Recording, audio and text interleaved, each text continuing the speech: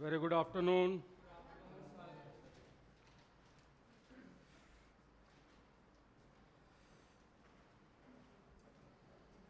आज इलेक्ट्रोकेमिस्ट्री की दुनिया है, कल काइनेटिक्स की दुनिया आई थी कुछ समझ में।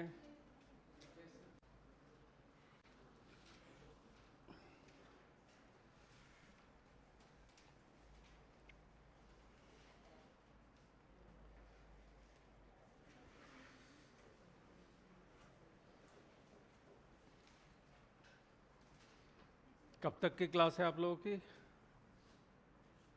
प्लानर में लास्ट डेट कौन सा है? 26।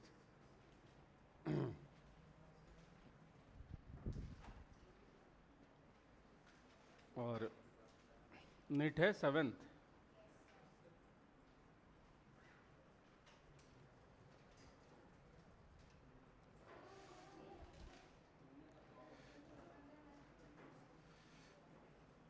ये कौन है छोटी बच्ची?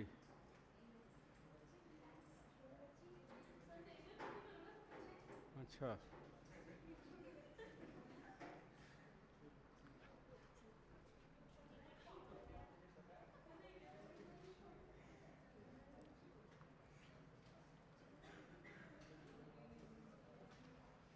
चलिए तो यहाँ पर जो जो इम्पोर्टेंट टॉपिक्स है उसको देख ले जल्दी से। इलेक्ट्रोकेमिस्ट्री में सबसे पहले हम लोग बात कर लें about Faraday's loss.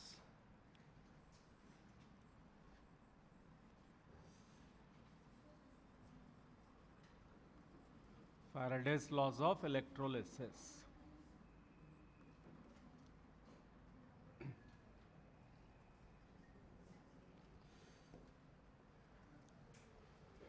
Faraday's first law.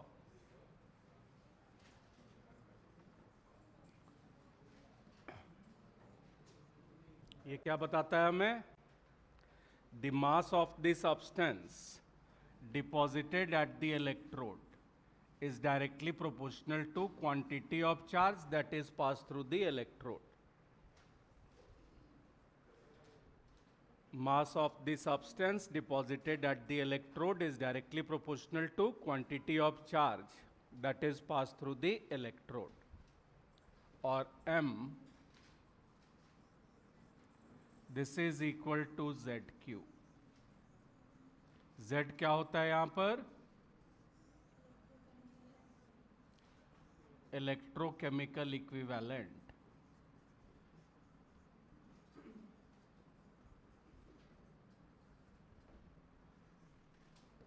Electrochemical equivalent of the cell. अगर हम क्वांटिटी ऑफ चार्ज यहां पर ले ले इक्वल टू 1 कूलम, बहुत ही ध्यान से देखिए यहां पर, क्वांटिटी ऑफ चार्ज अगर हम ले ले 1 कूलम तो उस केस में z किसके बराबर हो जाएगा? m।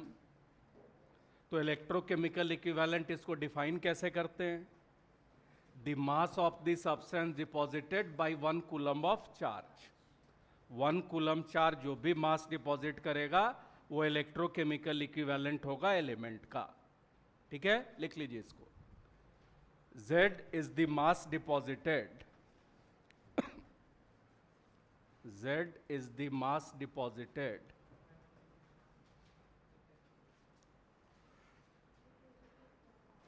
by 1 coulomb of charge.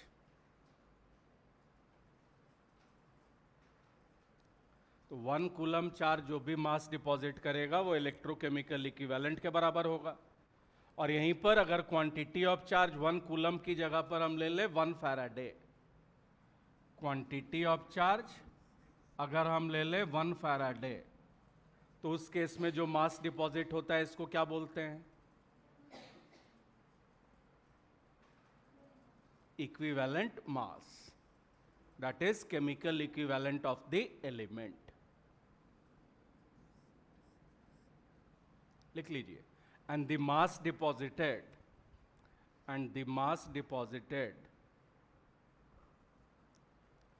by 1 Faraday of charge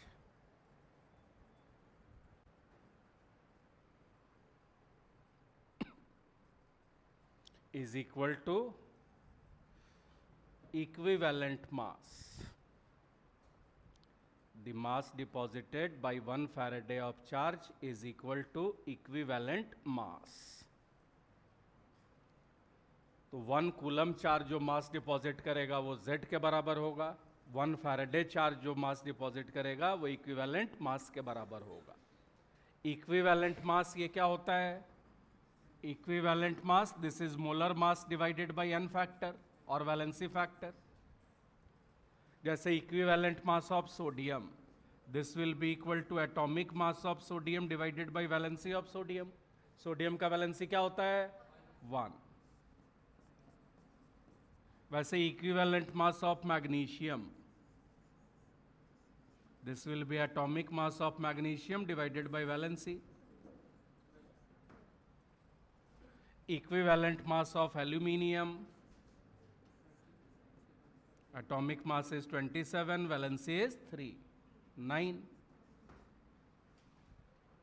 वैसे ही आपसे पूछ the equivalent mass of copper in copper sulphate, copper का एटॉमिक मास 63.5, वैलेंसी क्या है यहां पे? सॉल्ट्स के केस में चार्ज देख लेते हैं। कॉपर पे चार्ज क्या है? सल्फेट का चार्ज होता है -2, मतलब कॉपर का चार्ज है +2, जो चार्ज है वही वैलेंसी भी है। और यहीं पर अगर आपसे पूछ देते equivalent mass of copper in CuCl, यहां पे चार्ज क्या है? 1 यूनिट, तो यह आ गया 63.5 डिवाइडेड बाई 1।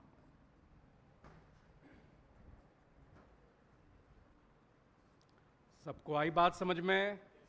तो हमने देखा यहां पर E is equal to ZF, और Z का वैल्यू कितना हो गया? E/F। अब फैराडेज फर्स्ट लॉ अगर हम देख लें तो रिलेशन जो है हमारे पास M, this is equal to ZQ, Z की जगह पे हम लिख सकते हैं E/F,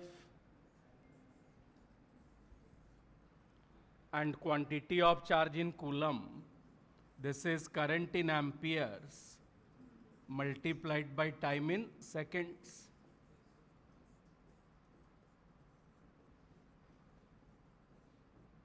तो फैराडे फर्स्ट लॉ के बेसिस पे यही फॉर्मूलास है हमारे पास।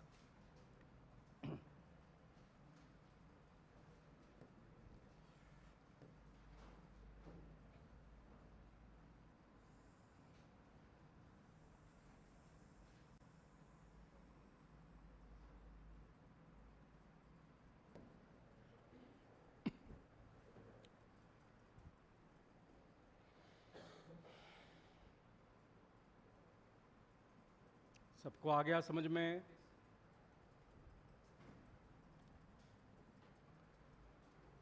आपको एक क्वेश्चन दे दे यहां पे,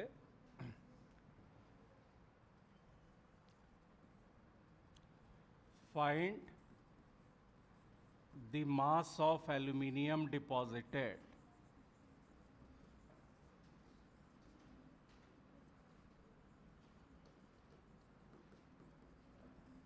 बाय 6 फैराडे।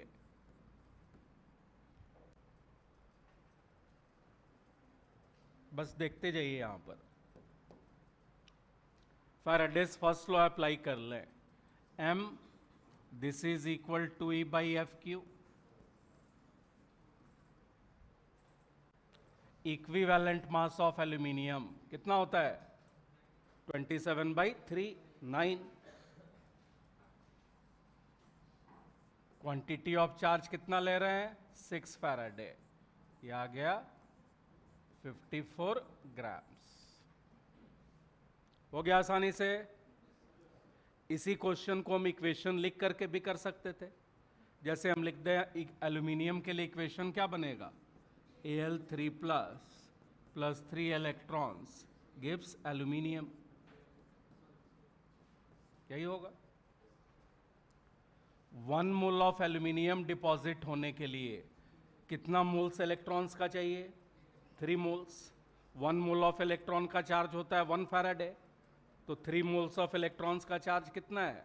3 फैराडे।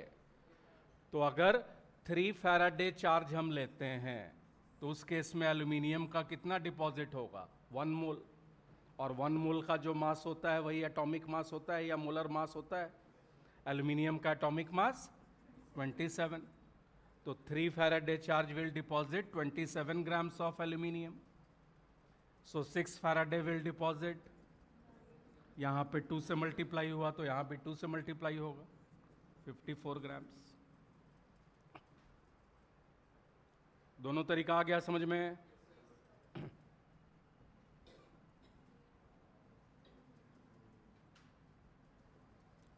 चलिए अब इसका आंसर जल्दी से बताइए.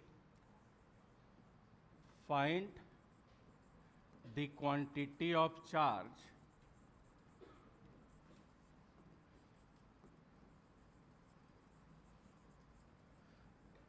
in Faraday required for depositing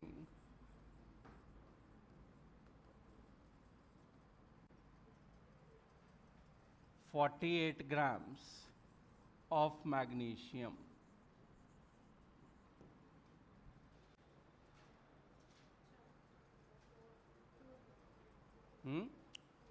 4 Faraday.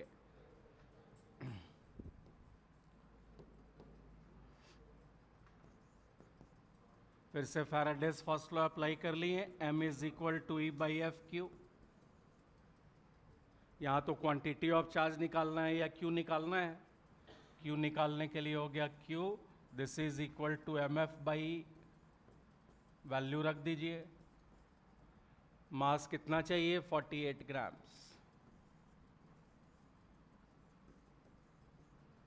Equivalent mass of magnesium 12 gram, 24/2, और ये आ गया 4 फैराडे. इसी को इक्वेशन लिख के अगर करना होता तो Mg2 plus 2 electrons gives magnesium. तो 1 मोल ऑफ मैग्नीशियम के लिए और 24 ग्राम्स ऑफ मैग्नीशियम के लिए quantity of charge required is 2 Faraday.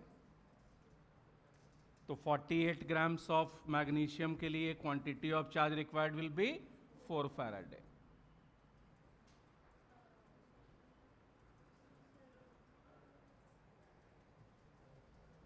ये क्या हो गया?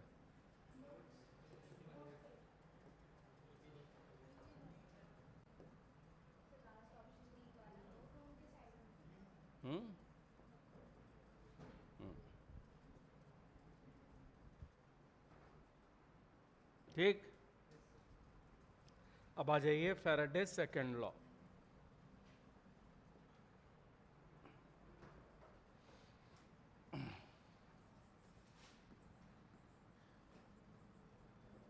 This is also basically derived from the first law.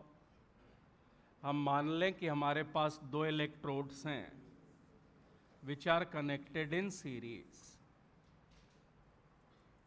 दोनों के through same quantity of charge is passed.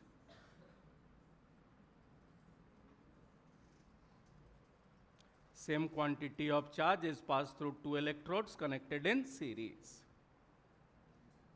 यहां पे जो मास डिपॉजिट हो रहा है दिस इज m1, इसका इक्विवेलेंट मास है E1.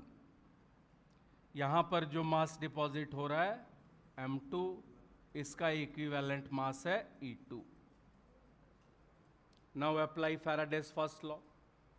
फर्स्ट लॉ के हिसाब से यहां पर क्या लिख सकते हैं? m1 this is equal to Z1Q. m is equal to ZQ apply करना है. वैसे यहां पर क्या आ जाएगा? m2 this is equal to Z2Q. एक दूसरे से डिवाइड कर दें और m1 by m2 this is equal to Z1 by Z2. Z1 क्या होगा? Z is E by F, तो Z1 हो गया E1 बाई एफ. Z2 हो गया E2 बाई एफ.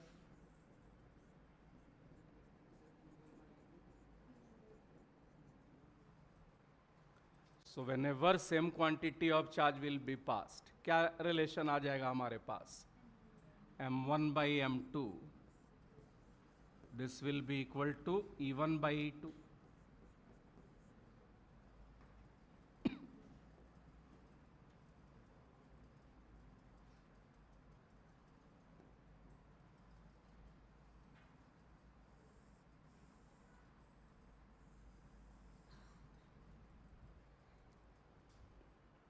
ठीक है, the ratio of mass deposited will be equal to ratio of their equivalent mass. जो इक्विवेलेंट मास का रेशियो होगा उसी रेशियो में मास का डिपोजिशन होगा. किस केस में, when same quantity of charges passed. तो फैराडेस लॉस पे हो जाएंगे questions.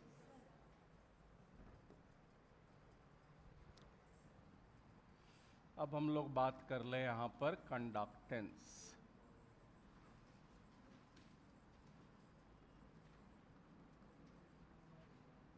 Conductance, this is reciprocal of resistance.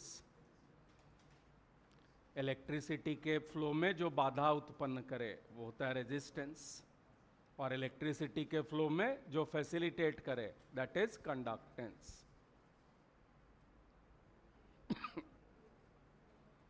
हृदय आ जाइए, यहाँ पे आ जाइए आप.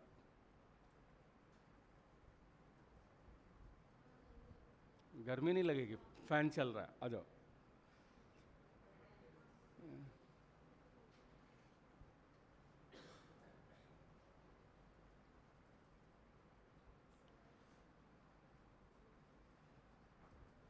आज क्या है, 15 तारीख, 14. तो अब 14 डेज, 2 वीक्स भी नहीं है. यही टाइम मिला है मुझे आप लोगों को परेशान करने का, तो इसमें तो मैं कोई मौका छोड़ूंगा नहीं. चलिए, resistance, this is product of resistivity and cell constant. Resistance is product of resistivity and cell constant. क्या हो गया इसको?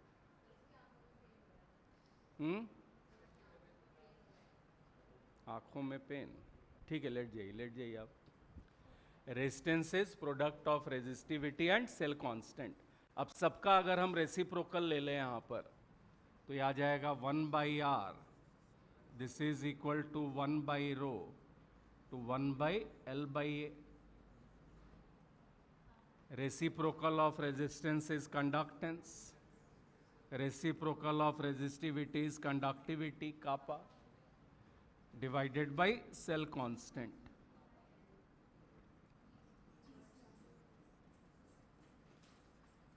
और ये आ गया हमारे पास यहां पर conductance. This will be ratio of conductivity and cell constant.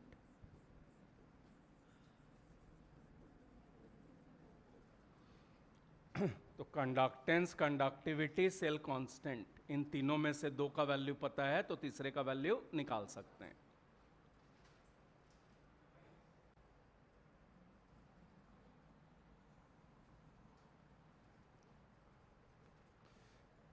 अब यहीं से अगर हम देख लें conductivity, this will be product of conductance and cell constant.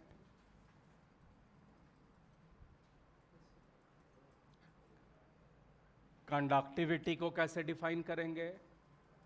जैसे Z को अभी डिफाइन किया था. अगर सेल कांस्टेंट का वैल्यू 1 हो जाए तो उस केस में कंडक्टिविटी किसके बराबर होगा? कंडक्टेंस. तो कंडक्टिविटी को कैसे डिफाइन करते हैं? This is conductance when cell constant is 1. और सेल कांस्टेंट 1 कब होगा? when length between the electrodes is 1 centimeter and area of solution between electrodes is 1 centimeter square. तो जब भी लेंथ 1 सेंटीमीटर है और एरिया 1 सेंटीमीटर स्क्वायर है तो वॉल्यूम कितना हो जाएगा? Volume is length multiplied by area. Volume कितना हो जाएगा यहाँ पर 1 सेंटीमीटर क्यूब। और जब भी वॉल्यूम 1 सेंटीमीटर क्यूब है इसका मतलब सेल कांस्टेंट 1 है, और सेल कांस्टेंट 1 है मतलब कंडक्टिविटी कंडक्टेंस के बराबर है। सो अंडर स्पेसिफिक कंडीशंस, कौन से कंडीशंस की बात हो रही है, जहां पे सेल कांस्टेंट का वैल्यू 1 होगा, वैसे कंडीशन में कंडक्टिविटी कंडक्टेंस के बराबर होगा। So conductivity this is also known as specific conductance.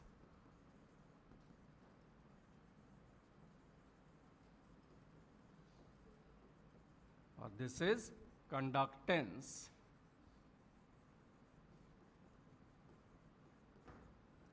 Per centimetre cube of solution.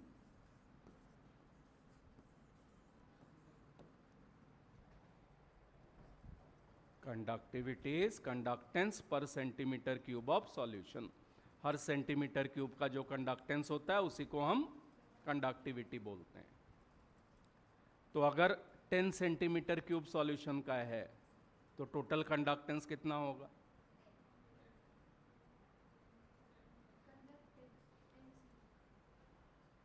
Ten के। हर सेंटीमीटर क्यूब का कंडक्टेंस क्या है? के। तो 10 सेंटीमीटर क्यूब अगर है तो टोटल कंडक्टेंस कितना हो गया? 10 के।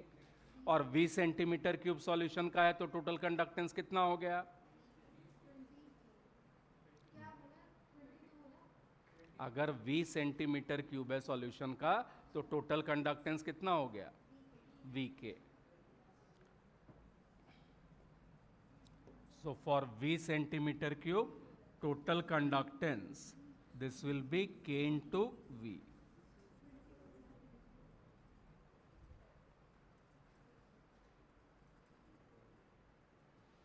यहीं से दो फॉर्मूलास निकालते हैं हम लोग।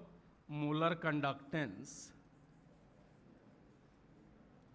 कंडक्टेंस इसको कैपिटल लैम्डा से रिप्रेजेंट करते हैं। This is K into 1000 divided by molarity,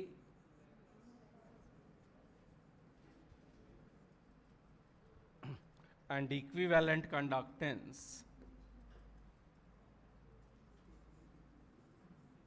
this is K into 1000 divided by normality.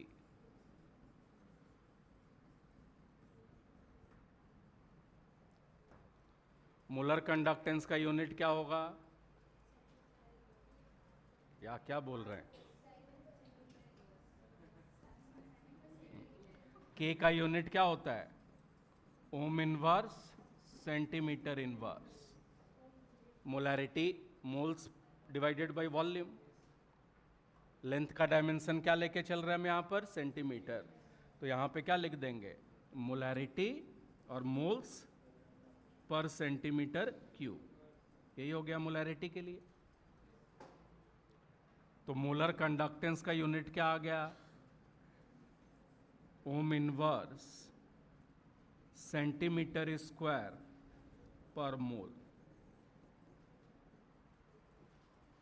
वैसे इक्विवेलेंट कंडक्टेंस का अगर देखेंगे तो बस पर मोल की जगह पे आ जाएगा पर equivalent. Ohm inverse centimetre square पर इक्विवेलेंट।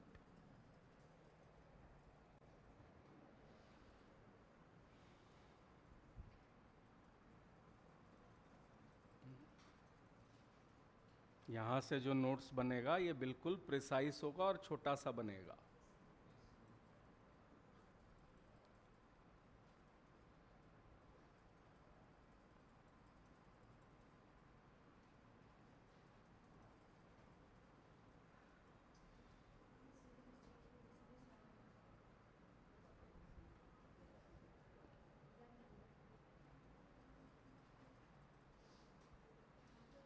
आ रहा है बच्चे समझ में?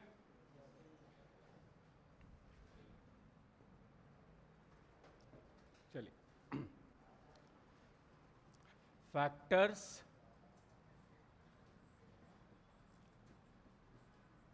Affecting conductance.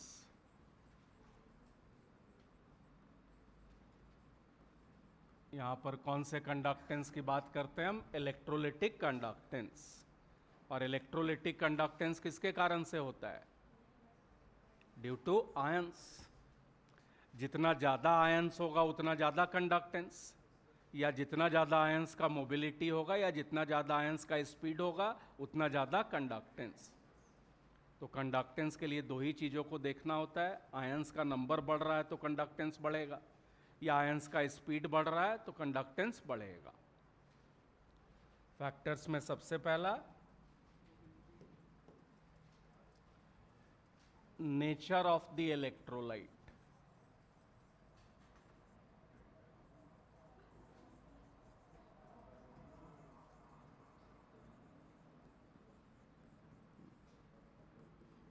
Nature of the electrolyte.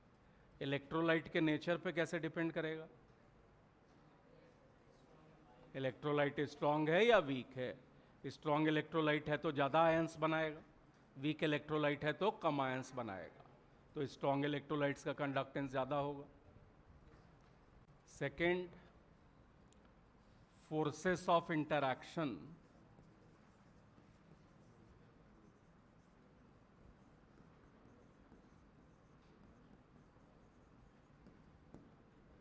In solution. Electrolytic solution के अंदर में कौन कौन सा फोर्स ऑफ इंटरैक्शन प्रेजेंट होगा? अब जैसे आप मान लीजिए कि हम सोडियम क्लोराइड को डिसॉल्व कर दें वाटर के अंदर में, तो सोडियम क्लोराइड से क्या मिल गया यहां पर? Na+ and Cl-। Oppositely charge ions के बीच में एक फोर्स ऑफ अट्रैक्शन डेवलप करेगा, इसको हम बोलेंगे inter ionic force of attraction, और ये electrostatic force of attraction develop करेगा इनके बीच में। और जो ये आयंस मिल रहा है हमें, ये सॉल्यूट से मिल रहा है या सॉल्वेंट से मिल रहा है? सॉल्यूट। तो सबसे पहला जो फोर्स ऑफ इंटरैक्शन हो गया यहां पर, solute solute forces of interaction.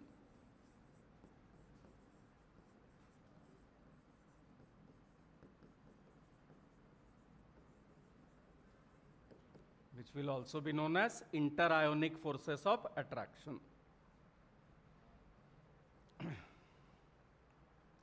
दूसरा, वैसे ही जो यहां पे सॉल्वेंट है, ये सॉल्वेंट पोलर है, वाटर इज पोलर सॉल्वेंट, और पोलर सॉल्वेंट है मतलब चार्ज प्रेजेंट होगा यहां पे।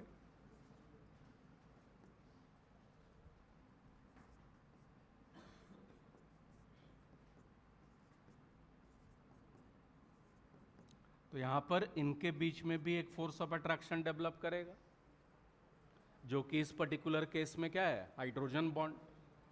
And hydrogen bond is one example of dipole dipole force of interaction.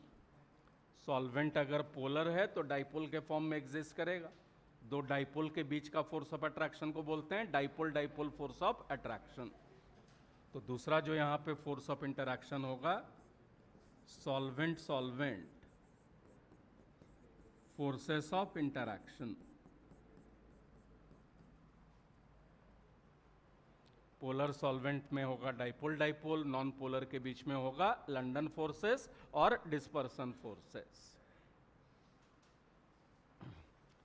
अब बताइए, ये solvent solvent force of interaction के कारण कौन सा प्रॉपर्टी अफेक्ट हो जाएगा सॉल्यूशन का? सॉल्वेंट सॉल्वेंट के बीच में अगर स्ट्रॉन्ग फोर्स ऑफ अट्रैक्शन आ गया तो सॉल्वेंट के फ्लो करने का टेंडेंसी कम होगा या ज़्यादा होगा? कम होगा। और फ्लूइडिटी कम हो गया, इसका मतलब विस्कोसिटी क्या हो गया? ज़्यादा हो गया।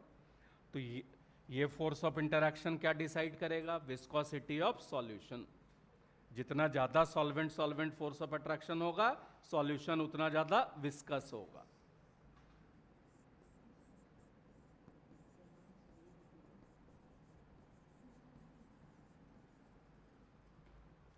और तीसरा हम बात करते हैं यहां पर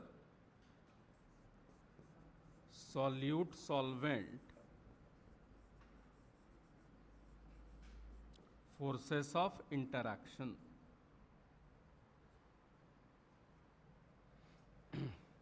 जैसे यहाँ पर पोलर सॉल्वेंट है और साथ में आयंस है। Cl माइनस ये अपना फोर्स ऑफ अट्रैक्शन एक्सर्ट करेगा towards positive end of the dipole, और वैसे ही जो पॉजिटिव आयन है ये फोर्स ऑफ अट्रैक्शन डेवलप करेगा towards negative end of the dipole. तो सॉल्यूट और सॉल्वेंट के बीच में भी एक फोर्स ऑफ अट्रैक्शन डेवलप करेगा। अब ये सॉल्यूट सॉल्वेंट के बीच में अगर फोर्स ऑफ अट्रैक्शन स्ट्रांग हो गया तो इसके कारण क्या होगा? सॉल्यूट सॉल्वेंट के बीच में स्ट्रांग फोर्स ऑफ अट्रैक्शन हो गया तो क्या होगा? सॉल्यूट डिसॉल्व कर जाएगा और सॉल्यूट घुल जाएगा सॉल्वेंट में। तो solute solvent force of attraction ये क्या डिसाइड करता है? This decides solvation of the ions. Water अगर सॉल्वेंट है तो इसी को हम बोलेंगे hydration of the ions.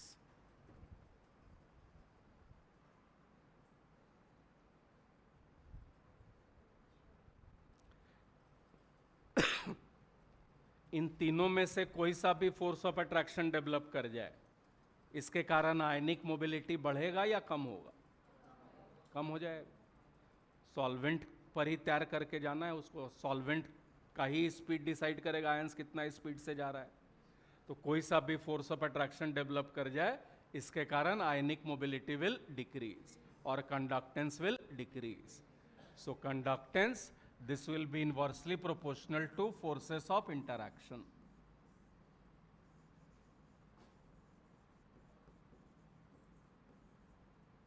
Conductance will be inversely proportional to forces of interaction.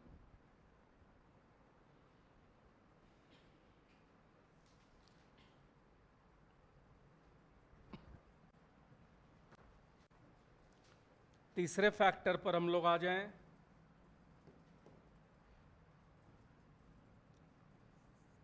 Temperature.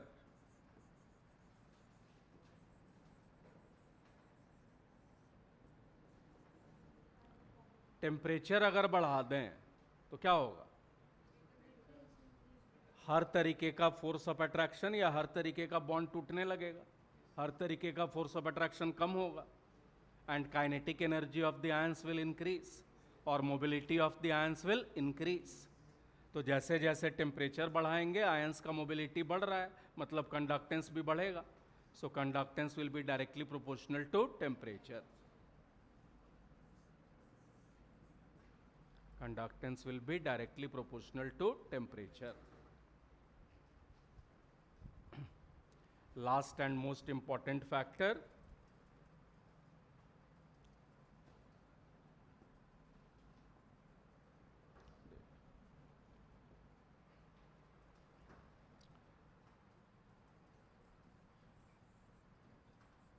concentration।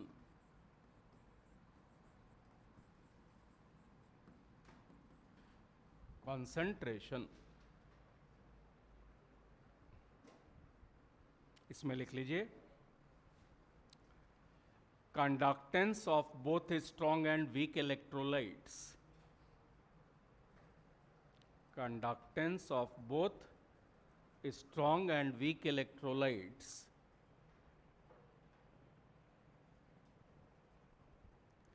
increases with dilution. Conductance of both strong and weak electrolytes increases with dilution. तब जैसे जैसे सॉल्वेंट डालते जाएंगे, स्ट्रॉन्ग इलेक्ट्रोलाइट हो या weak electrolyte हो, उसका conductance बढ़ेगा।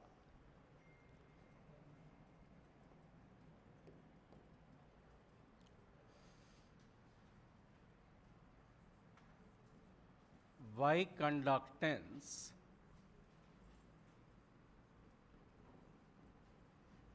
of strong electrolytes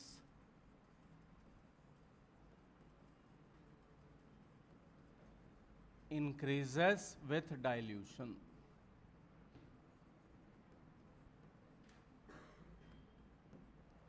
बताइए।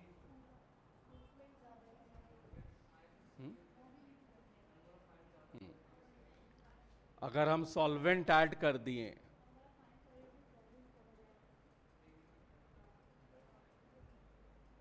अगर हम सॉल्वेंट ऐड कर दिए तो वॉल्यूम बढ़ेगा या कम होगा?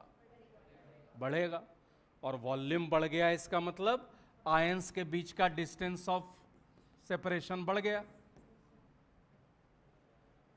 सॉल्यूट तो उतना ही है, तो एक बार अगर हमने वॉल्यूम बढ़ा दिया तो आयंस के बीच का डिस्टेंस ऑफ सेपरेशन बढ़ जाएगा। And electrostatic force of attraction, this is inversely proportional to distance of separation. तो इनके बीच का फोर्स ऑफ अट्रैक्शन कम हो जाएगा, और inter ionic force of attraction कम हो गया मतलब मोबिलिटी और कंडक्टेंस विल इंक्रीज। तो यहां पर आंसर क्या है? Due to decrease in interionic forces of attraction.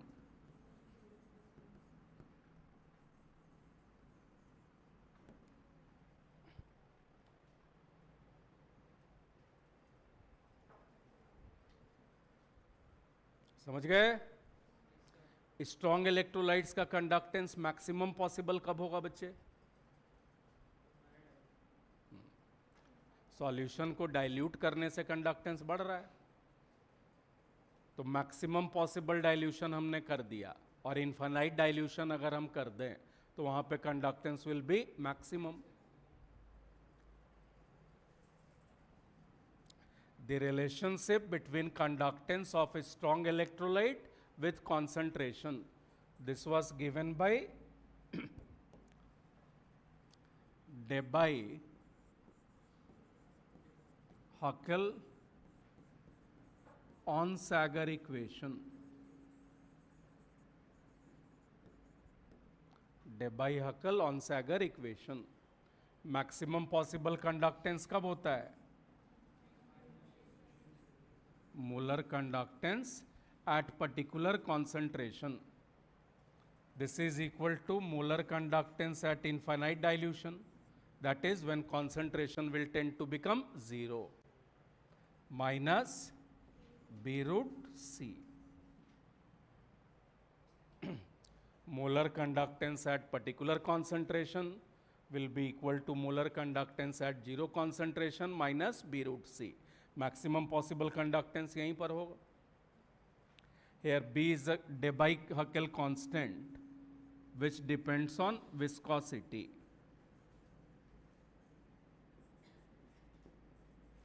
Solution जितना ज्यादा विस्कस होता है B का वैल्यू उतना ज्यादा होगा। अब यहीं पर अगर हम एक ग्राफ प्लॉट कर लें मोलर कंडक्टेंस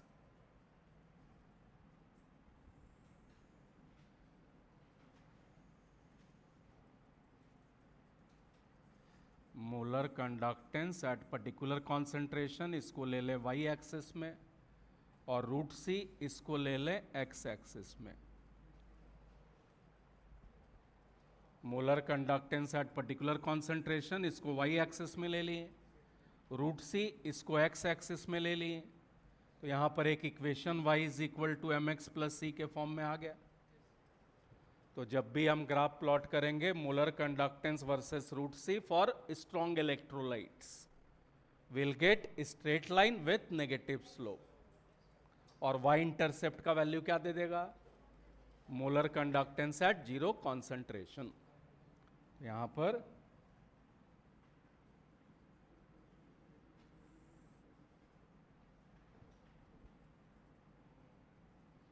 अब यहां पर अगर मोलर कंडक्टेंस का वैल्यू चाहिए 0 कॉन्सेंट्रेशन पे, तो किसका वैल्यू चाहिए होगा?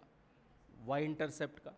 और वाई इंटरसेप्ट के लिए क्या चाहिए? इस ग्राफ को एक्सटेंड करना पड़ेगा और इस ग्राफ को एक्स्ट्रापोलेट करना पड़ेगा। तो वाई इंटरसेप्ट के वैल्यू के लिए इसको हम लोग एक्स्ट्रापोलेट कर देंगे या एक्सटेंड कर देंगे।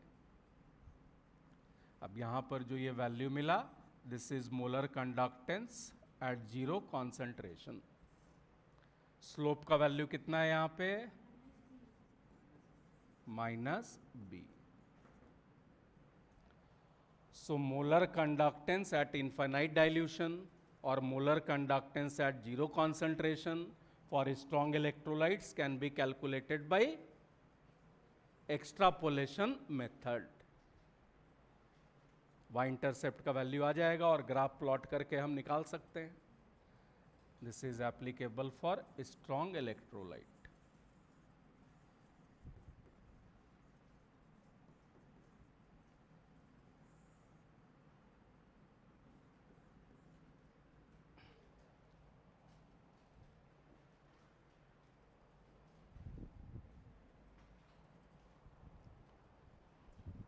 सबको आ गई बात समझ में?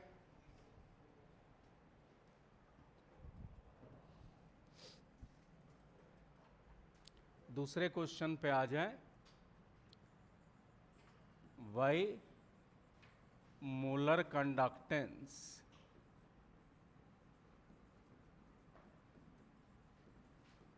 of weak electrolyte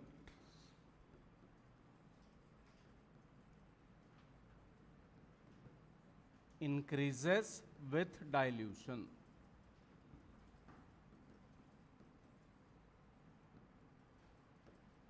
Why molar conductance of weak electrolytes increases with dilution? बताइए बच्चे, वीक इलेक्ट्रोलाइट का क्यों बढ़ना चाहिए? बिल्कुल सही है. एक तो आयनिक मोबिलिटी तो यहाँ भी बढ़ेगा, यहाँ भी आयंस के बीच का डिस्टेंस ऑफ सेपरेशन बढ़ेगा, वॉल्यूम यहाँ भी बढ़ रहा है. So inter ionic force of attraction will decrease. Weak electrolytes के केस में एक एडिशनल चीज भी एप्लीकेबल हो जाता है, ऑस्टवाल्ड डाइल्यूशन लॉ.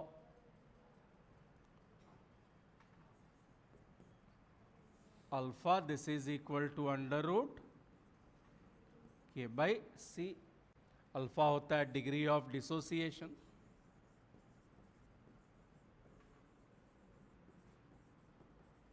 तो एक बार सॉल्यूशन को अगर हम डाइल्यूट कर दें या कॉन्सेंट्रेशन को कम कर दें तो अल्फा का वैल्यू बढ़ जाएगा और degree of ionization will increase और number of ions will increase. तो वीक इलेक्ट्रोलाइट के केस में नंबर ऑफ आयंस भी बढ़ेगा और मोबिलिटी तो बढ़ ही रहा है. स्ट्रॉन्ग के केस में सिर्फ मोबिलिटी बढ़ सकता है, नंबर ऑफ आयंस नहीं बढ़ सकता. तो डाइल्यूशन के साथ ज़्यादा इंक्रीमेंट किस केस में आएगा? Weak electrolytes. और सेम ग्राफ अगर हम यहाँ पे प्लॉट करते हैं, मोलर कंडक्टेंस वर्सेस रूट सी, तो यहाँ पे जैसे जैसे कॉन्सेंट्रेशन कम करते जाएंगे या डाइल्यूट करते जाएंगे, इंक्रीमेंट बहुत ज़्यादा बढ़ते जाएगा और यहाँ पर स्लोप स्टीप होते जाएगा. So here the graph finally becomes parallel to y-axis. This will be applicable for weak electrolyte.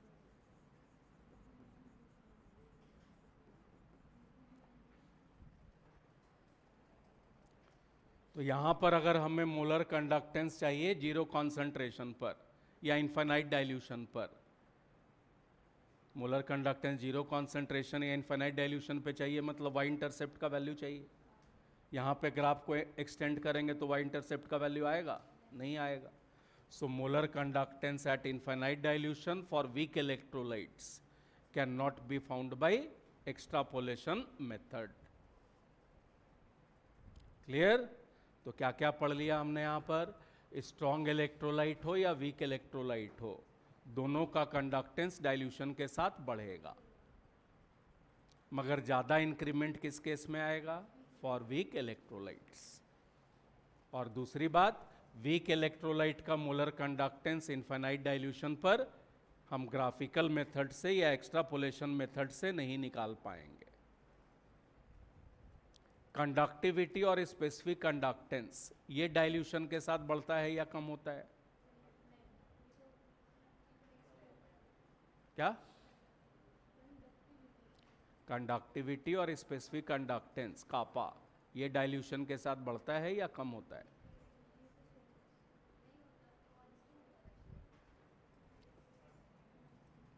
खुद साइंटिस्ट बन जाएंगे. ये देखिए आप, ये मान लीजिए आपके पास है 1 सेंटीमीटर क्यूब ऑफ वाटर. ठीक है, इसमें आपके पास दो आयंस है, एक Na+ और एक Cl-. 1 सेंटीमीटर क्यूब का जो कंडक्टेंस होता है वही स्पेसिफिक कंडक्टेंस या कंडक्टिविटी होता है।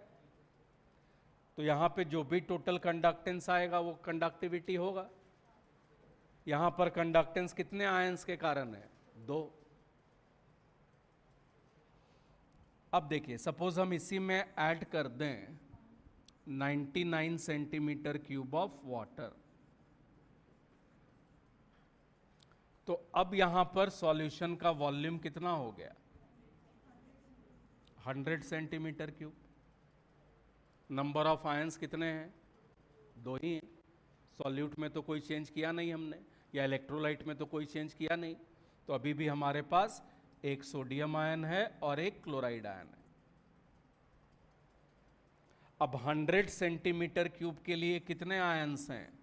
2। तो 1 सेंटीमीटर क्यूब के लिए कितना आयंस हो गया?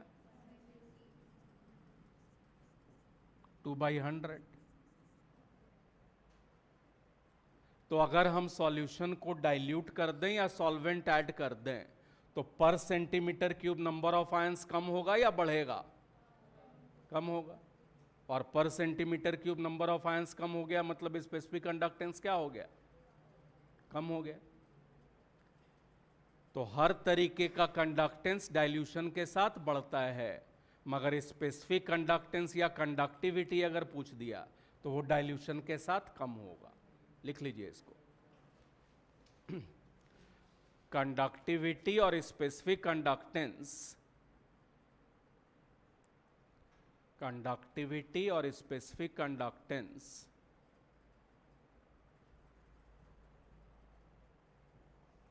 decreases with dilution, decreases with dilution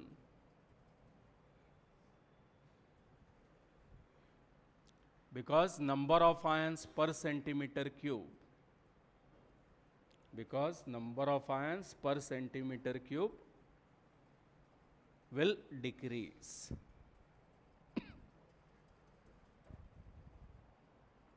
Because number of ions per centimeter cube will decrease. चलिए,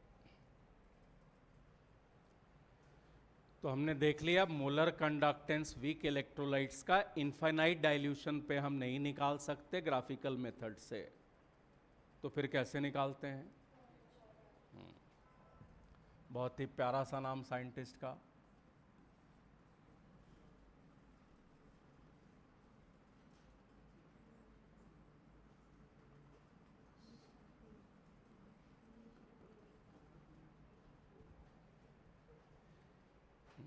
कोलराउज लॉ। सुबह सुबह उठ के 100 बार नाम लीजिए, जबड़े का बहुत अच्छा एक्सरसाइज होगा। okay?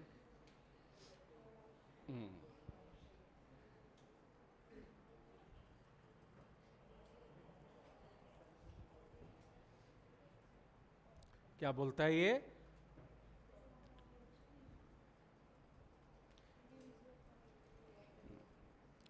सबसे पहले कोलराउज लॉ एप्लीकेबल कब होता है? ये क्या हो रहा है? This is applicable eight infinite dilution.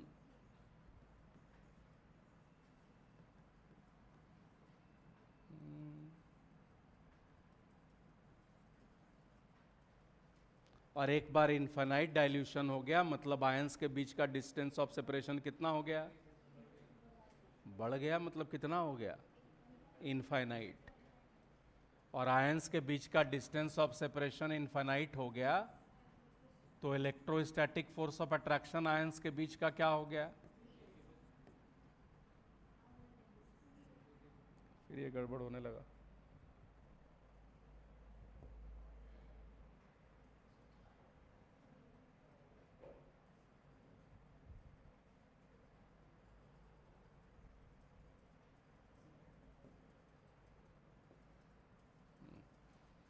तो यहां पर आयंस के बीच का फोर्स ऑफ अट्रैक्शन 0 हो जाएगा। मतलब एक आयन पर दूसरे आयन का फोर्स ऑफ इंटरैक्शन नहीं लगेगा, और ions will become independent of the other ions. So Kohlrausch law this is also known as law of independent migration of ions. ओहो, ये सिर्फ केमिस्ट्री में ही होता है या सब में होता है? सिर्फ केमिस्ट्री में? Law of independent migration of ions, ये भी कहाँ भाग जाते हैं सब।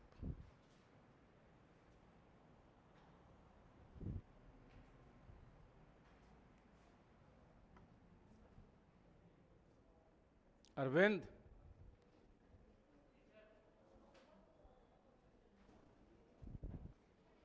अरे ये फिर बोर्ड प्रॉब्लम दे रहा है।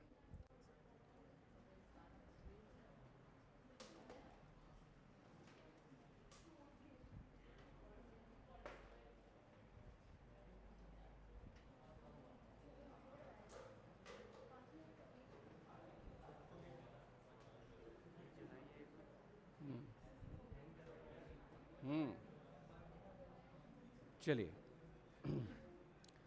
द टोटल मोलर कंडक्टेंस, ये क्या बोलता है? The total molar conductance at infinite dilution. देखिए, this is sum of ionic conductance, देख रहे हैं? लिख रहे हैं, गायब हो जा रहा है।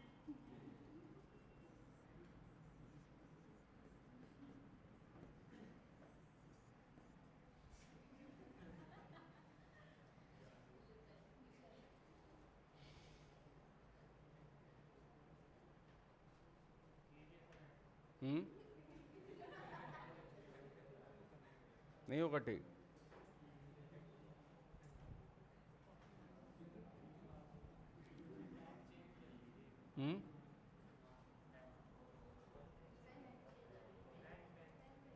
Pen,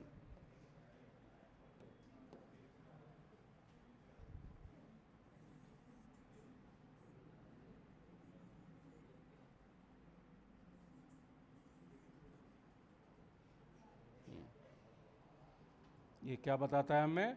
total molar conductance, this will be equal to sum of ionic conductance multiplied by number of ions given by one formula unit of the compound. जैसे हम लिखते हैं यहाँ पर molar conductance for AlCl3, this will be equal to ionic conductance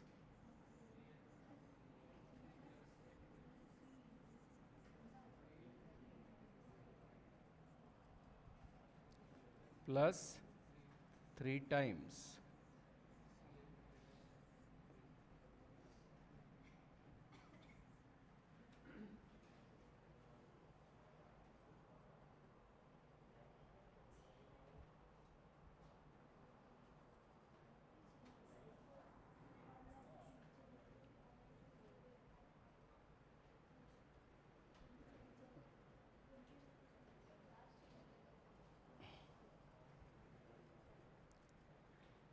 आ जाइए applications of कोलराउट्स law.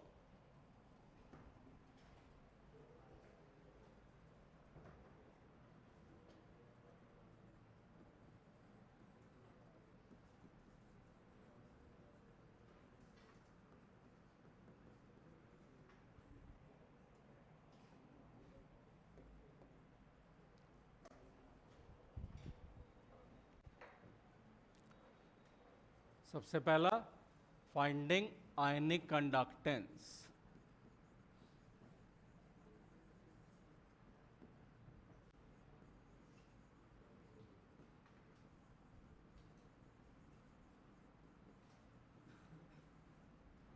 at infinite dilution।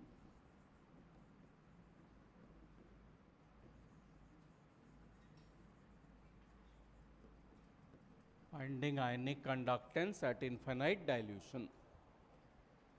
जैसे हम एक एग्जाम्पल दे दें आपको,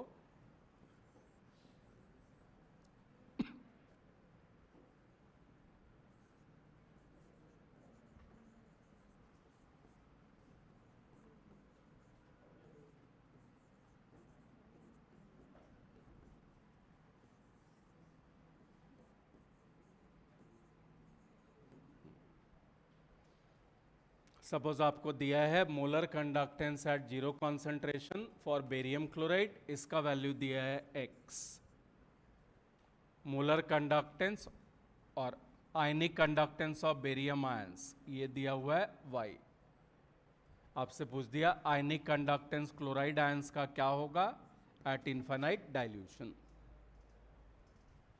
कर लेंगे, डायरेक्टली फॉर्मूला में रख दिए। ये कितना आ गया x minus Y divided by 2। तो एक बार मोलर कंडक्टेंस इनफाइनाइट डाइल्यूशन पे दिया है तो आयनिक कंडक्टेंस निकाल सकते हैं, या आयनिक कंडक्टेंस 0 कॉन्सेंट्रेशन पे दिया है तो मोलर कंडक्टेंस हम 0 कॉन्सेंट्रेशन पे निकाल सकते हैं। Second, finding molar conductance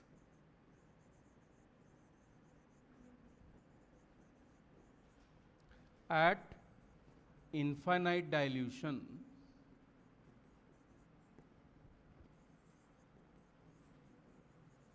for weak electrolytes।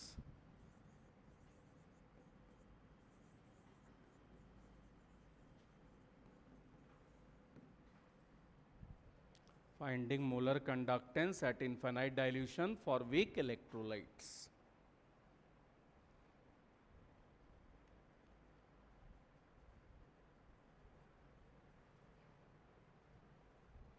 ये बहुत इंपॉर्टेंट है। जैसे सपोज हमें दिया है molar conductance at infinite dilution for sodium acetate, ये दिया है x। Molar conductance at 0 concentration for HCl, ये दिया है y।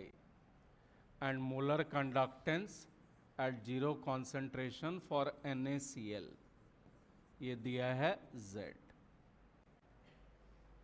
अब ये तीनों वैल्यूज को यूज करके we have to find molar conductance of weak electrolyte at 0 concentration. Weak electrolyte हम ले रहे हैं यहां पर एसिटिक एसिड।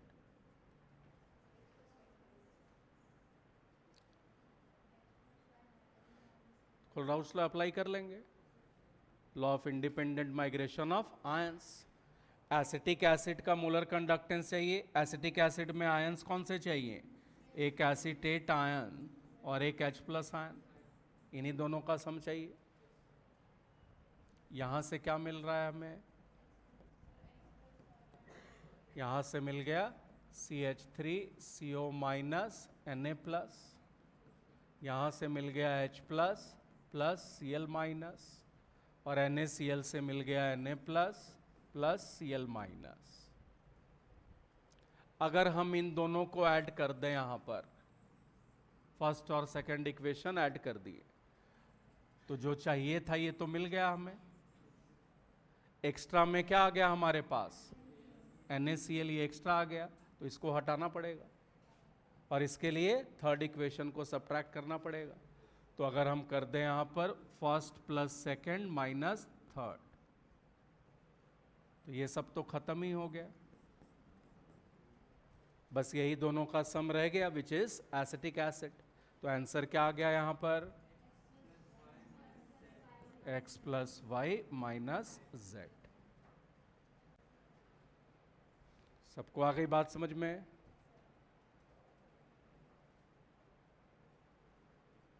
आ गया लास्ट।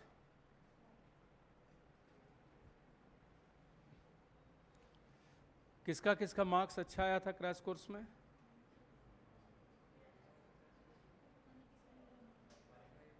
$500+ भी कुछ मार्क्स दिखे थे मुझे। कौन है ये कलाकार? इस सेंटर की है या दूसरे सेंटर की है? इसी सेंटर की। क्या नाम है? तारिनी। आती नहीं है क्लास में?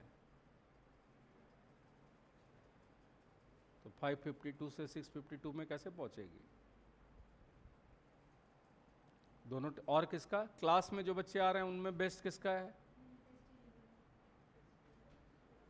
कितना है आपको? 525। Very good. तब तो आप लोग बिल्कुल बॉर्डर लाइन पर हैं।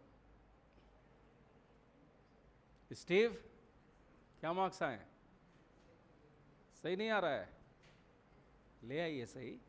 सुमेधा, नहीं आ रहा है सही आपके?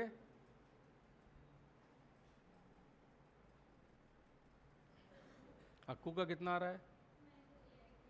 अरे ये टेस्ट नहीं, AITS नहीं दिया? दिया था, कितने आए?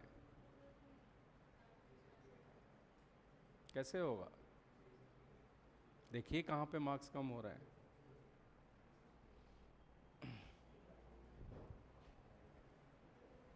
और लड़कों में आपके कितने आए बच्चे? कितना? 417। किस में सबसे कम आया? केमिस्ट्री में।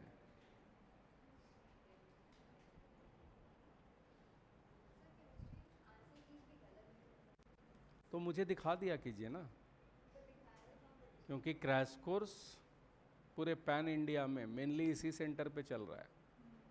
बाकी जगह जो बच्चे हैं, कहीं पे 3 बच्चे हैं, कहीं 2 बच्चे हैं। तो जो भी आपको दिक्कत लगती है मुझे तुरंत दिखा दीजिए।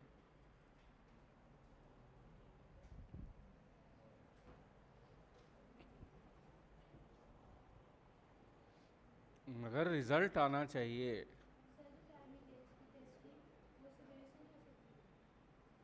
क्या?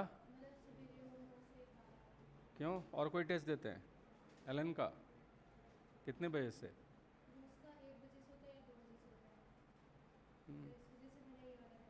आपकी टेस्ट कितने बजे से होती है? यहाँ पे कितने बजे से होती है?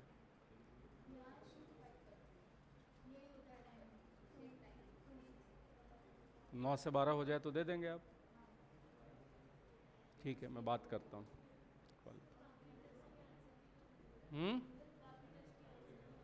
बाकी टेस्ट कौन से टेस्ट का आंसर की नहीं मिला? ये वाले टेस्ट तो ये कंप्लीट सिलेबस हो गया था, तो उस टेस्ट का तो कोई मतलब नहीं है। सेकंड वाले का नहीं आया है? कौन कौन से टेस्ट का आ गया है? सिर्फ फर्स्ट का है।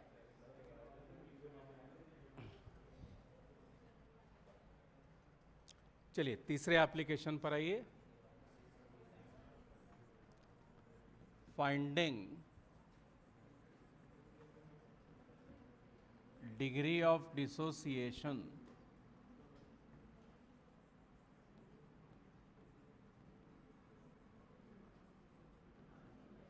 For weak electrolyte.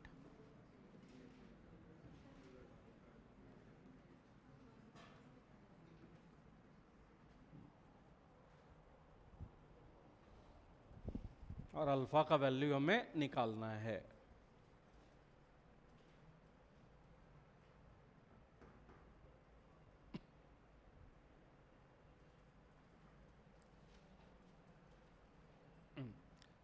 अब अल्फा जनरली हम किस टर्म्स में बात करते हैं? परसेंटेज के टर्म्स में।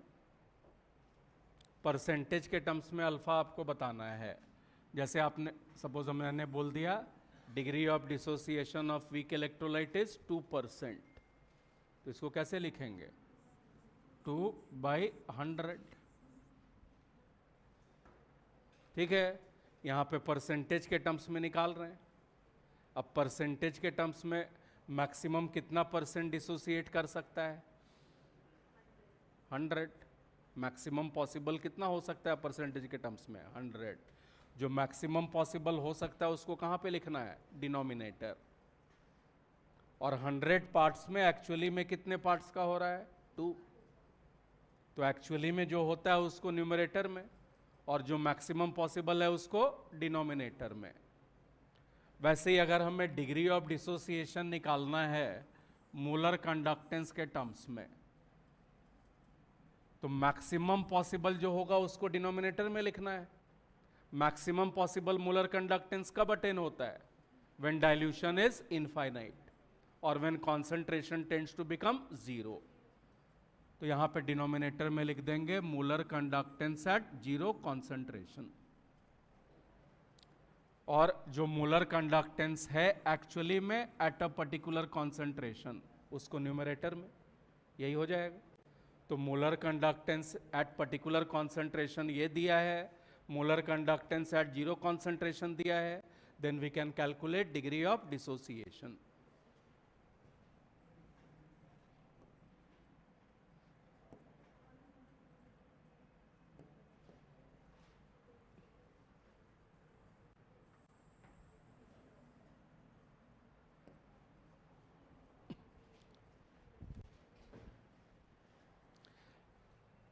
फोर्थ एप्लीकेशन पर आ जाएं।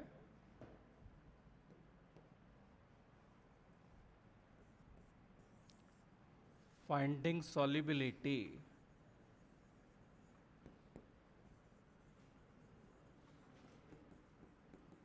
Of sparingly soluble salt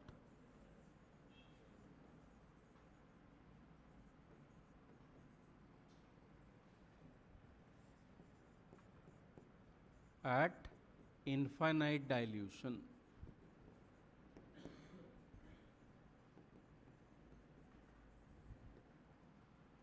Finding solubility of sparingly soluble salt at infinite dilution। Molar conductance निकालने का फॉर्मूला क्या देखा हमने, K × 1000 बाय मोलैरिटी। सॉल्युबिलिटी क्या होता है, solubility is molarity of the ions in saturated solution। अब एक बार sparingly soluble salt है और infinite dilution है, तो जो solution बनता है यहाँ पर that is saturated, और saturated solution में जो molarity होता है वही solubility होता है। तो बस molarity की जगह पर हमें क्या लिख देना है, solubility, और यहाँ पर इक्वेशन क्या बनेगा, molar conductance of sparingly soluble salts at zero concentration। जैसे हम लिख दें यहाँ पर, यही लिख sparingly soluble salt।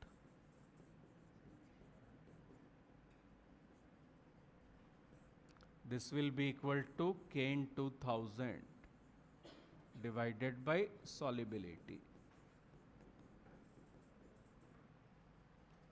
सॉल्युबिलिटी निकालना है यहाँ पे, मतलब कॉन्सेंट्रेशन निकालना है सैचुरेटेड सॉल्यूशन में।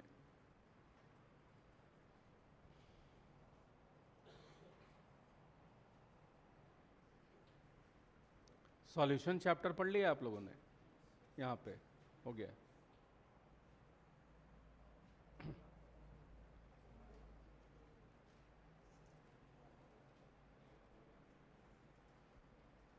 ठीक है, अब एक बार सॉल्युबिलिटी आ गया है स्पेरिंगली सॉल्युबल सॉल्ट का, तो सॉल्युबिलिटी प्रोडक्ट तो निकाल ही सकते हैं, निकाल सकते हैं नहीं निकाल सकते,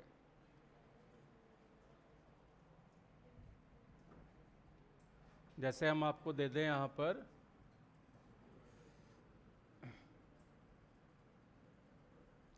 CaF2, सपोज इसका सॉल्युबिलिटी है S, तो इसका सॉल्युबिलिटी प्रोडक्ट एक्सप्रेशन क्या होगा, सॉल्युबिलिटी प्रोडक्ट इसको KSP से लिखते हैं। तो देखिए एक बहुत ही आसान तरीका बता रहे हैं आप लोग, यहां पर सबसे पहले कैल्शियम आयंस पे आइए। कैल्शियम आयन का नंबर कितना है, 1। जो नंबर है इसको सॉल्युबिलिटी के पहले लिखेंगे और यही इसका पावर भी होगा। जो नंबर होता है आयंस का वो सॉल्युबिलिटी के पहले लिखेंगे, वही उसका पावर भी होगा। वैसे एनायन पर आइए, फ्लोराइड आयंस कितना नंबर है इसका, 2। तो फ्लोराइड आयंस के लिए क्या लिख लेंगे, 2s⁻², और इसका सॉल्युबिलिटी प्रोडक्ट एक्सप्रेशन कितना आ गया, 4s³। समझ गए। वैसे ही हम लिख दें सपोज यहां पर AlCl3, इसका आपको सॉल्युबिलिटी प्रोडक्ट एक्सप्रेशन लिखना है। एल्यूमिनियम का नंबर कितना है, 1, तो एल्यूमिनियम के लिए आ गया 1s⁻1। क्लोराइड का नंबर कितना है, 3, तो क्लोरीन के लिए लिख दिया हमने 3s⁻³ और ये आ गया 27s4। क्लियर? हम लिख दे यहां पर A2B3 टाइप ऑफ सॉल्ट। इसका KSP एक्सप्रेशन लिखना है। क्या आएगा? A के लिए आ गया 2s⁻², B के लिए आ गया 3s⁻³ 108s5।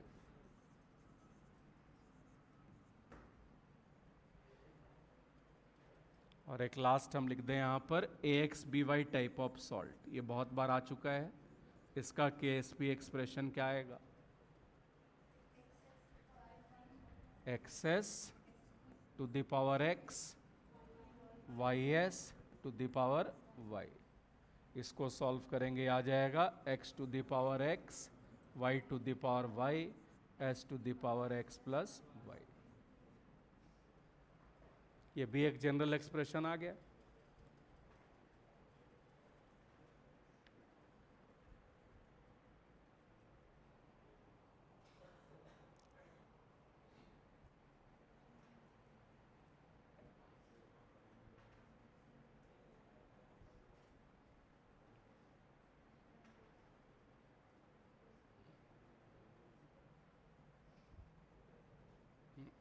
Electrode potential, electrode potential ज़्यादा है कम है, कैसे बताते हैं?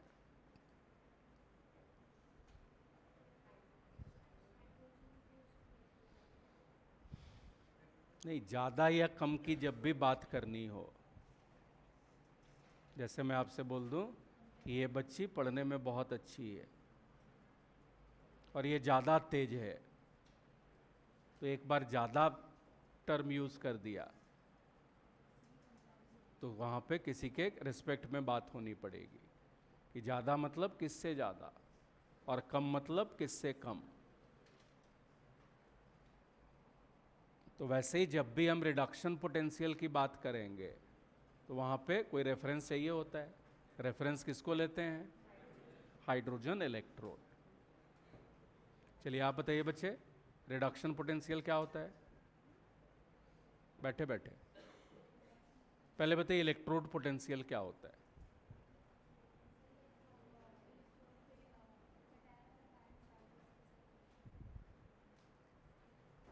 कौन बताएगा? एनोड पर हमेशा कौन सा रिएक्शन होता है? ऑक्सीडेशन। और ऑक्सीडेशन क्या होता है? Loss of electron. कैथोड पर हमेशा कौन सा reaction? Reduction. And reduction is gain of electrons.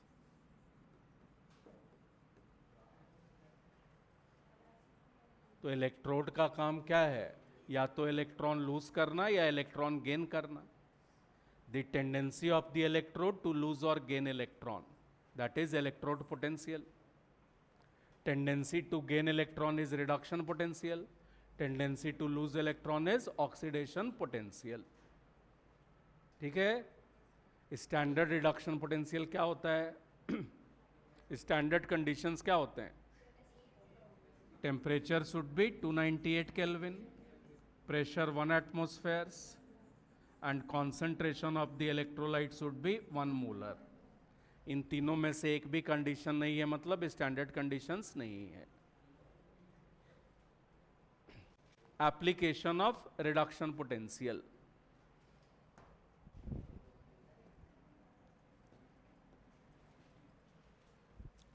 Application of reduction potential.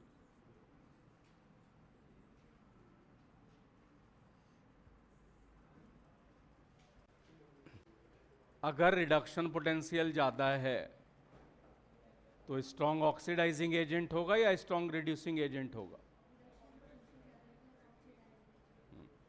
Reduction potential ज़्यादा है तो खुद का रिडक्शन होगा, खुद का ऑक्सीडेशन होगा।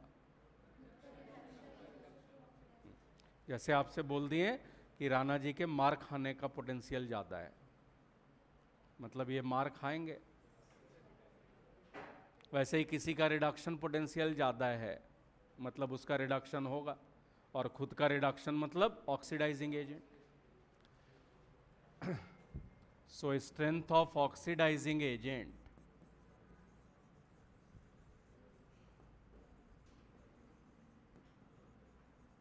is directly proportional to reduction potential। Periodic table में सबसे ज्यादा रिडक्शन पोटेंशियल किसका होता है? Fluorine. So fluorine is strongest oxidising agent.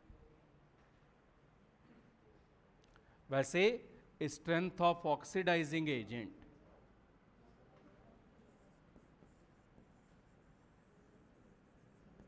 Strength of reducing agents, this is inversely proportional to reduction potential।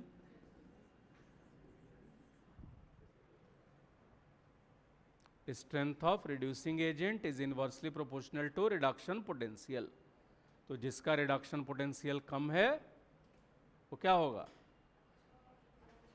अच्छा रिड्यूसिंग एजेंट। जिसका reduction potential ज़्यादा है वो अच्छा ऑक्सीडाइजिंग एजेंट। पूरे पीरियोडिक टेबल में सबसे कम रिडक्शन पोटेंशियल किसका? Lithium. So lithium is strongest reducing agent. और सबसे ज़्यादा ऑक्सीडेशन पोटेंशियल होता है, सबसे ज़्यादा रिडक्शन पोटेंशियल फ्लोरीन का। So fluorine is strongest oxidising agent. Second, reactivity of metals.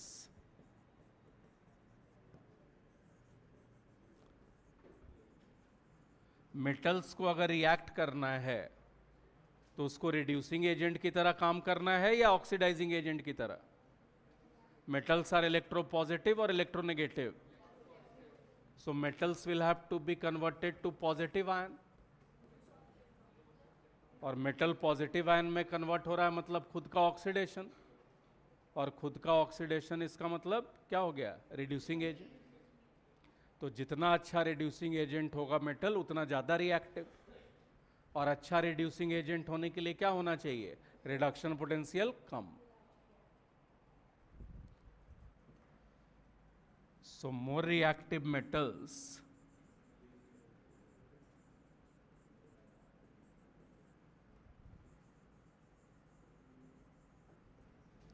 have lesser reduction potential।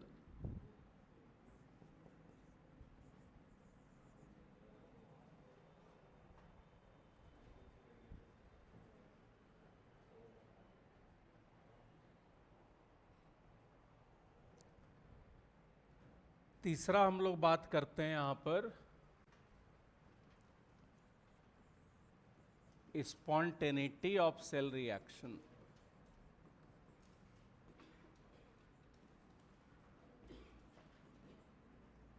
Thermodynamics में हमने पढ़ा था कोई सा भी रिएक्शन स्पॉन्टेनियस होने के लिए डेल्टा जी का वैल्यू नेगेटिव चाहिए, और डेल्टा जी निकालने का फॉर्मूला क्या आता है? Delta G naught, this is minus N F E naught cell. तो डेल्टा जी का वैल्यू नेगेटिव आ जाए इसके लिए ई नॉट सेल का वैल्यू क्या चाहिए? पॉजिटिव।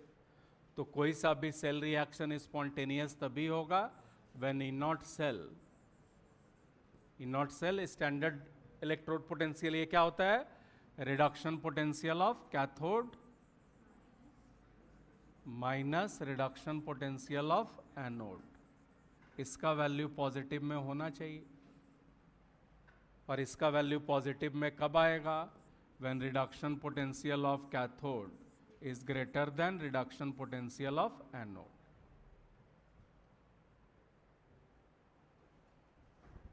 ठीक है, तो जिसका रिडक्शन पोटेंशियल ज्यादा है उसी को कैथोड बनाएंगे तभी सेल काम करेगा।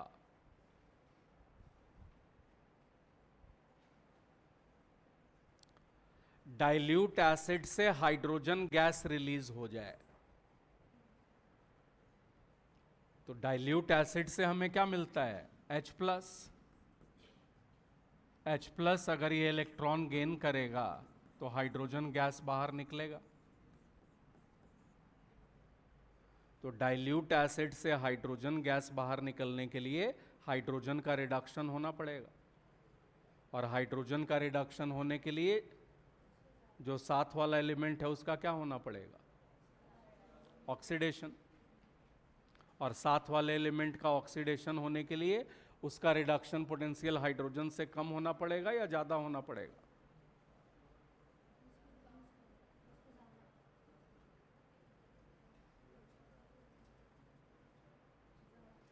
हाइड्रोजन का क्या हो रहा है? रिडक्शन। तो साथ वाले एलिमेंट का क्या होना पड़ेगा? ऑक्सीडेशन। और साथ वाले एलिमेंट का ऑक्सीडेशन हो जाए उसके लिए उसका रिडक्शन पोटेंशियल कम चाहिए, ज़्यादा चाहिए? कम। हाइड्रोजन का रिडक्शन पोटेंशियल कितना होता है? 0। तो 0 से कम होना पड़ेगा। तो हाइड्रोजन के साथ वाले एलिमेंट का अगर रिडक्शन पोटेंशियल नेगेटिव में है तभी हाइड्रोजन का रिडक्शन पोटेंशियल ज़्यादा है, और तभी हाइड्रोजन का रिडक्शन हो पाएगा, और तभी H प्लस से हाइड्रोजन गैस रिलीज हो पाएगा। So only those elements only those metals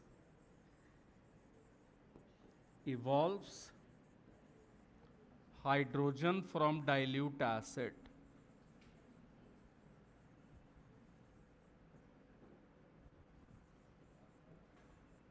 which has negative reduction potential.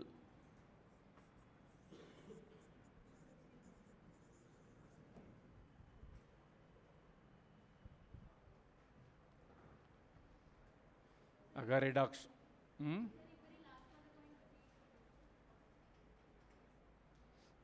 ऐसे देखिए, आप मान लीजिए आपके पास कॉपर एलिमेंट है।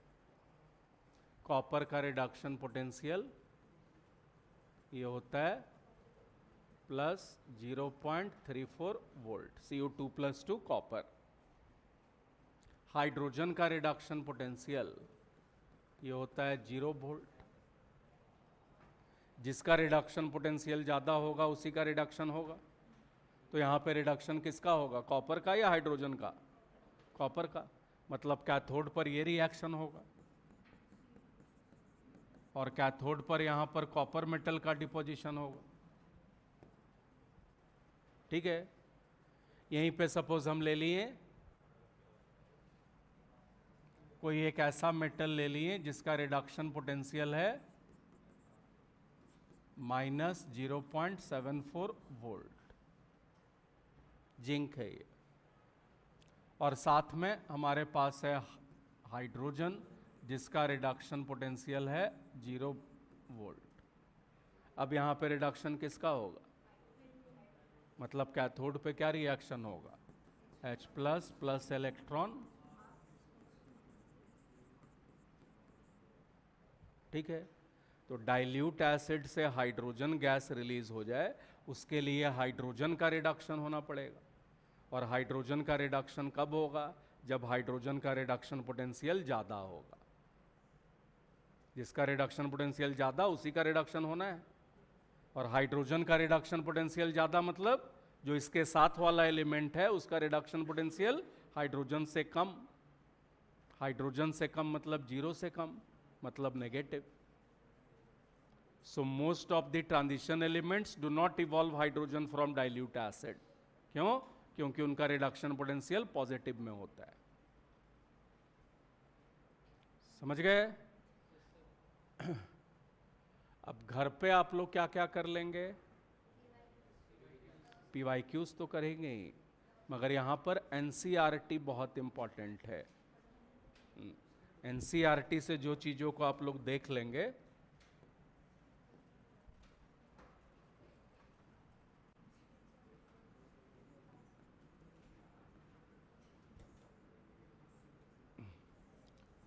Primary cell, secondary cells.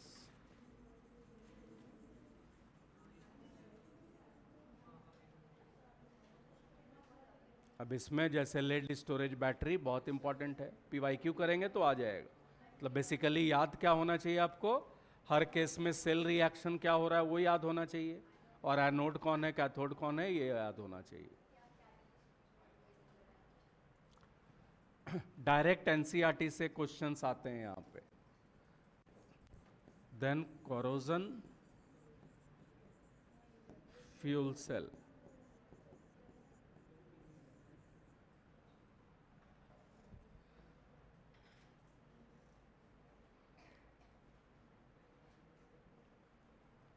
तो बिल्कुल छोटा सा 2-2, 3-3 लाइन का नोट्स बना लीजिए, इनसे एक डायरेक्ट क्वेश्चन जरूर मिल जाएगा, और साथ में पीवाईक्यू कर जाइए। इलेक्ट्रोकेमिस्ट्री रिवाइज हो गया। केमिस्ट्री में कुछ कॉन्फिडेंस बढ़ रहा है नहीं बढ़ रहा है? ऑर्गेनिक गायब हो गई?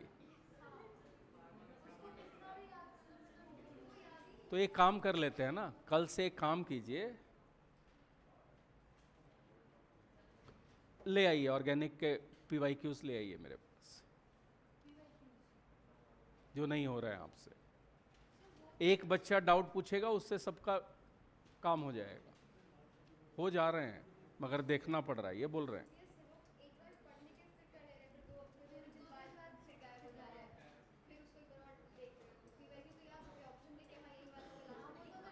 नहीं देखिए, कुछ ही नेम रिएक्शंस है जो इंपॉर्टेंट है। अब रिमर टिमन रिएक्शन आपको नहीं भूलना है, कॉल्बेस रिएक्शन नहीं भूलना है,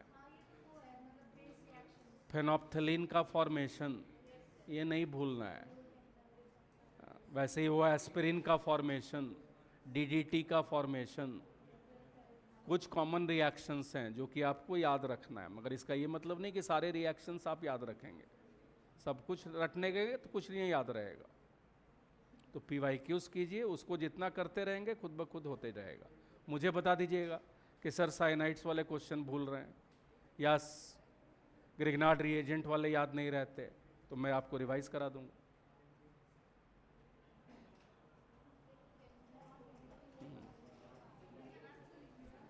क्या